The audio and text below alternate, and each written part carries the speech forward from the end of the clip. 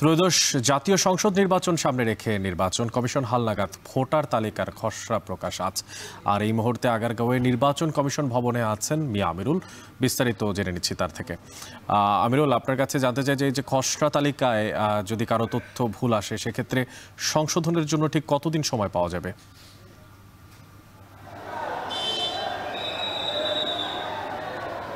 অনেক খসড়া তালিকা যেটি করা হচ্ছে, আমরা দেখেছিলাম যে বাড়ি বাড়ি গিয়ে নির্বাচন কমিশন ভোটারদের তথ্য সংগ্রহ করছে, বিশেষ করে যারা মৃত ভোটার সেই সাথে নতুন যে ভোটারগুলো রয়েছে তাদের কিন্তু তথ্য সংগ্রহ করেছে।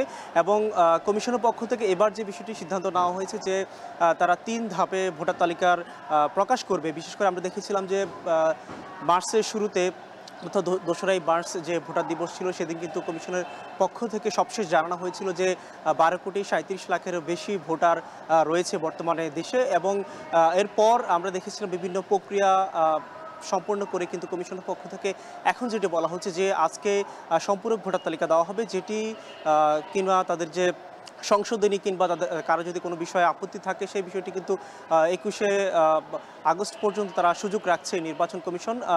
সেটি মূলত হবে জেলা উপজেলায় যে নির্বাচন অফিসগুলো রয়েছে সেই অফিসগুলোতে যাদের অভিযোগ রয়েছে কিংবা যাদের কোনো বিষয়ে তাদের আপত্তি থেকে থাকে তারা সেই বিষয়ে জানাতে পারবেন, কিংবা ভুলবশত যদি কোনো তথ্য বাদ পড়ে এখান থেকে কিংবা কোনো ভোটারের তথ্য সেটি কিন্তু যুক্ত করার সুযোগ রাখছে নির্বাচন কমিশন। একই সাথে যেটি বলা হচ্ছে যে আজকের দ্বিতীয় ধাপে যে সম্পূরক ভোটার তালিকাটা দেওয়া হবে কমিশনের পক্ষ থেকে, পরবর্তীতে আরও কিছু যাচাই বাছাই শেষে কিন্তু আমরা দেখেছিলাম যে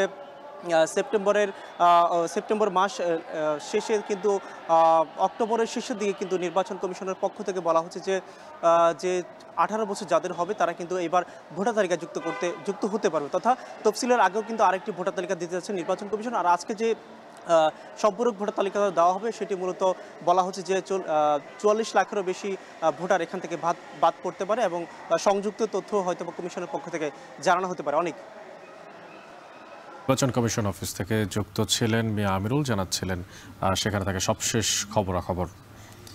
এদিকে গ্যাস না